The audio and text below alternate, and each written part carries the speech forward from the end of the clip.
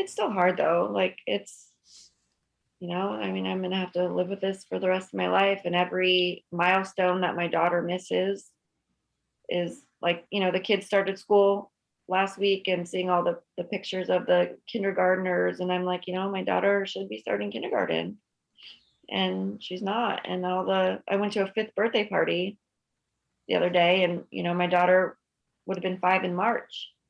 And so it's all the little milestones that I don't get to have that are gonna, there's a hole in my heart and it's never gonna go away.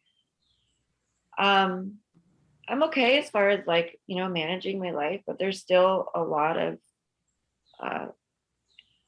stress and stuff that I deal with that come from grieving and come from missing my daughter and the whole trauma that happened.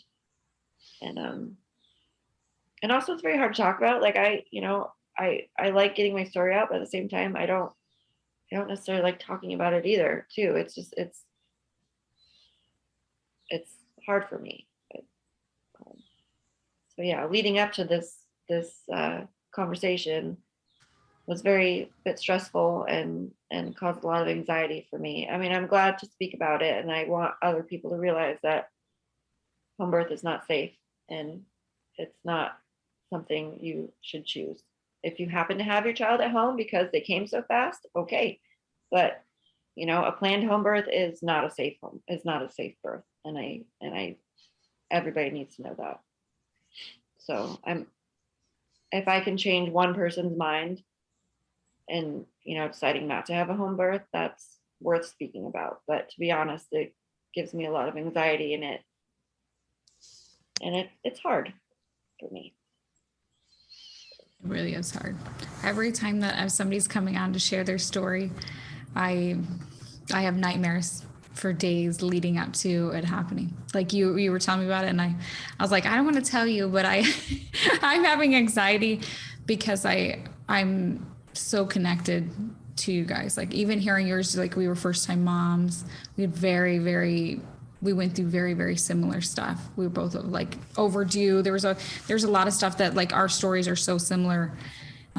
It's almost eerie of how similar they really are. And the ending shifted a little bit more. I ended up in a hospital with a C-section and you were at home, but the outcome's the same, so there's no justice, there's no peace. We still don't have our children. And so I really thank you for coming on because it is hard. It's hard to relive and talk about the stuff that what we've been through and what we live with every day that doesn't go away. And exactly what you said, the guilt, the pain, because it was a decision that we made.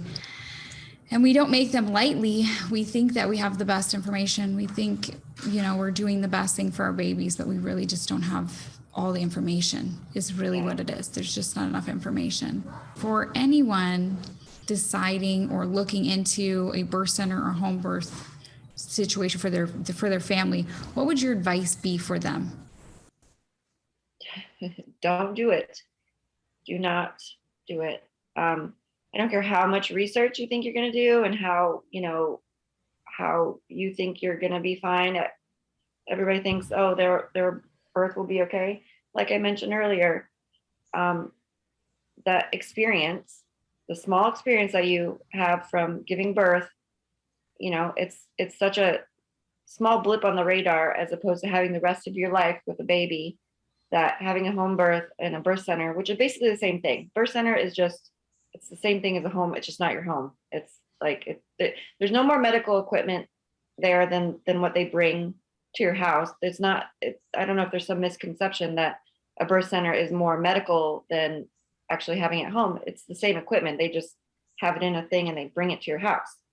It's like in a suitcase and they bring it to your house. So there's no more medical technology or anything in a birth center than, unless it's maybe a birth center connected to a hospital that's some, fancy, I don't know, but I don't think those exist anyway. But if somebody were to have a home birth, I'd say, no, don't do it. It's go to be in a hospital, be where you know that you have a team of professionals at the drop of a hat if something happens. And yes, things can go wrong in a hospital. No one's saying that it can't go wrong. But if it does, wouldn't you rather be where there are professionals and people there to take care of you and your baby? And it's not just two people and your husband, it's like a team of people to take care of your baby and then take care of you if anything happens. And you know what? You have a safety net there when you're in the hospital. At home, no. I mean, the seconds are precious when you're at home. So if something goes wrong, it can be a very detrimental outcome, much more so than potentially being in a hospital. So I would say take those, day or two that you're going to be in the hospital, and as an experience that is going to be such a short-lived experience, you're barely going to remember, and then enjoy the rest of your life with your healthy child, because you know what, it's sometimes life or death with the home birth. So that's my advice is don't do it. It's not worth it. Even if you have a beautiful, perfect birth, it's not worth it. People would tell me when I was, oh, are you sure you want to have a home birth? Like, aren't you scared? And I had people questioning my decision, and I thought, yeah, it is scary. And the whole birthing process is scary, bringing a baby into the world. And I don't know how I'm going to tolerate the pain. I don't know how it's going to go. But then, I believed in my power to be a woman, and I believed in my body, and I believed that my body was made to do this. And I had all these, beliefs that I can handle the pain. And that was like, I guess the major thing is people are like, oh, how are you going to handle the pain? I'm like, okay, I have a pretty high tolerance for pain. I'm not really worried about it. I didn't really think of all the other things that could go wrong, because I was only 5 minutes from the hospital, and they ingrain that in your head during your birthing classes that, if something does go wrong, you'll get transferred.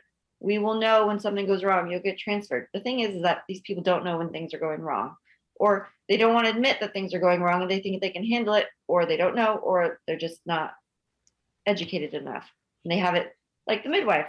How long was she a midwife? I don't even know. And she had her license taken away, and then she was able to practice again. And like, just so many things that I should have checked each midwife individually at that birth center. And I didn't do that. I didn't think about it, because I was having a baby, and I was excited about having a baby, and I was excited about, possibly having a home birth. I didn't think that I needed to check the credentials individually of all these midwives that were there. And I should have, in hindsight, obviously.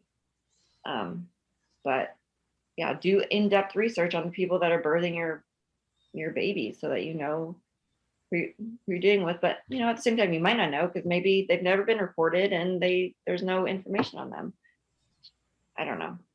Just don't have a home birth. And that's hard too, because you don't know, because depending on, people could report them and then it doesn't go all the way through.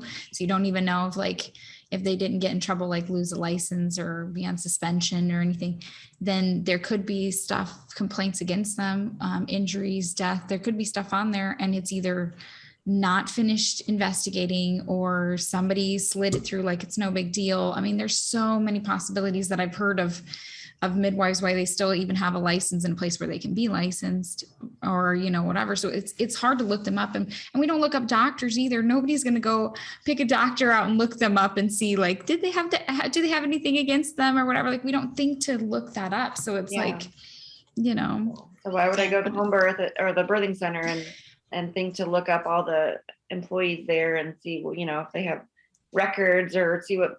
But in all honesty, they're not the medical professionals that I thought they were. That part of the research, I thought it was, oh, I'm so researched with having a home birth, I know what I'm doing. I didn't know that they're like lay people. They're not medical professionals. They have like a 3-year training program, and that's not much at all. Like, that's nothing. 3 years is nothing when you're dealing with human beings and birth and all the things that can and could go wrong with, birth. I was pretty taken aback when I realized that they are so uneducated. And I guess I really didn't realize what I was getting myself into when I thought of a home birth, like in depth like that, which is, I guess I'm not the only one.